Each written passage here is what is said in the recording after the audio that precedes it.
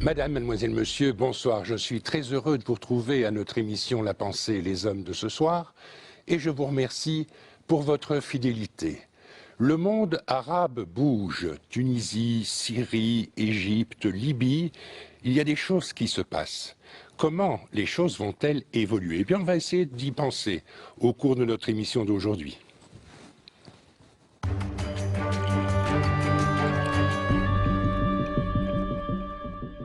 Nous allons y penser grâce à vous, monsieur Ali Awata, et à votre livre intitulé « Pensée et idéologie arabe, figures, courants et thèmes au XXe siècle ». Vous êtes docteur en psychologie, vous êtes licencié en islamologie, vous connaissez parfaitement le sujet.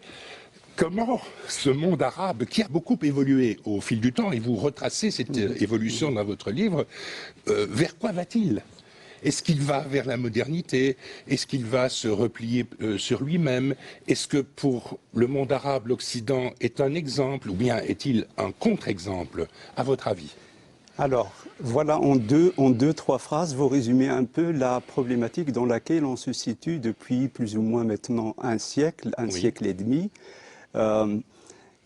Les deux thématiques, l'identité, la tradition, l'authenticité et la modernité, se posent déjà au début même de la rencontre avec l'Occident. La question de l'Occident s'est posée, on peut la situer là dans le livre, je la situe plus ou moins au début du XXe siècle, c'est-à-dire avec le fait colonial. Mais en réalité, l'Occident, la question de l'Occident s'est posée déjà avant avec Bonaparte, quand il arrive en Égypte. Et tout d'un coup, on découvre un Occident fort, puissant, militairement, économiquement, intellectuellement. Et la question s'est posée alors, pourquoi, alors qu'on est supposé, et depuis toujours, on a été une civilisation puissante, on a dominé le monde, il y a eu des conquêtes, comment ça se fait que tout d'un coup, on est en retard, et on va appeler ça tout le long du débat intellectuel, un retard civilisationnel, un retard historique. Et donc à partir de là, tous les courants intellectuels, les courants de pensée, idéologie, vont se poser vraiment cette question, comment faire pour rattraper ce retard? Est-ce qu'on l'imite? Est-ce qu'on imite l'Occident ou pas? À quel rythme? Dans quelle thématique? Ou bien, si on l'imite, quoi garder de notre tradition? Etc. Donc voilà, des courants multiples vont se poser cette question et on continue à être encore là-dedans. Mais on a vu avec les révolutions récentes, les révolutionnaires, les rebelles, parlaient au nom de la démocratie. Oui. Hein, ils souhaitaient installer la démocratie en Égypte, en Libye, en Tunisie ou encore en Syrie.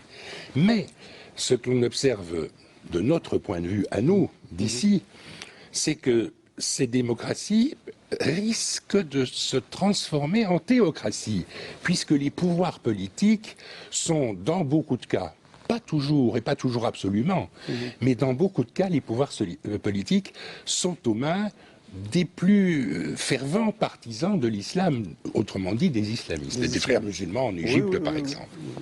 Alors comment concilier en quelque sorte cet appétit pour la démocratie, pour une certaine liberté politique, et en même temps l'associer, l'assumer, la mélanger avec les traditions religieuses qui sont portées par les mouvements islamistes? Alors, l'islamisme, les partis islamistes, effectivement, sont dans cette recherche de comment concilier, de s'inscrire dans la modernité tout en gardant notre spécificité. Les islamistes, effectivement, ils s'inscrivent dans ce qu'ils appellent la solution. Ça, c'est leur proposition de sortir du retard, du décadence. La solution, c'est dans l'islam. Mais en contrepartie, la réalité sociologique, la réalité historique, la réalité politique, il évolue d'une façon tout à fait différente par rapport à ce que les courants islamistes, ce qu'ils imaginent comme étant la solution. Et du coup, on a effectivement quelque chose de cette envie de garder une authenticité, une identité islamique, et la question, que faire avec effectivement une modernité qui est là. La modernité, il s'invite. Des pays entiers se sont sécularisés, malgré eux, ou bien en ayant fait le choix de cette sécularisation, des pans entiers de la société, de la politique se sont sécularisés. Et donc on est dans quelque chose effectivement qui n'arrive pas à se déterminer. Ce sont des États à la fois laïques, parce que des pans entiers, effectivement, se sont sécularisés, mais en même temps, ils sont avec l'idée de garder quelque chose de cette identité. Oui, mais ce qu'ils veulent garder, c'est la charia. Or, la charia, c'est à la fois une loi religieuse, mais aussi une loi politique. Et la charia, à nos yeux, je ne parle pas du monde arabe, mais à nos yeux, la charia est un peu en contradiction avec l'idéal démocratique, puisque la charia impose une vision religieuse, celle de l'islam. Alors que dans tous ces pays que nous avons cités, il y a quand même des minorités, je pense surtout à l'Égypte, où il y a des minorités chrétiennes importantes et qui sont plus anciennes sur le sol égyptien que le monde arabe. Oui. Alors la charia dit comme ça, d'une façon générique, englobe beaucoup de choses en réalité. C'est-à-dire, on peut dire quel type de charia vers laquelle on est en train d'aller.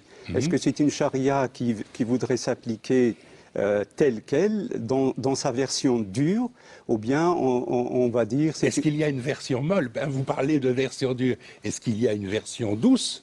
Il y a une version douce qui se pratique dans plusieurs pays, c'est-à-dire où on prend toute la version dure, c'est-à-dire toutes celles qui se rapportent au châtiment corporel, qui sont prescrits pourtant dans le Coran. Et il y a des pays qui la pratiquent pas, qui se sont pas désolidarisés, mais disons il y a quelque chose pris de la distance. Pris de la distance, voilà. Et donc voilà, ça c'est une charia dure qui se continue à s'appliquer malgré tout dans certains pays, mais la douce, celle où on a laissé tomber plein de prescrits religieux qui sont effectivement clairement dits dans le Coran.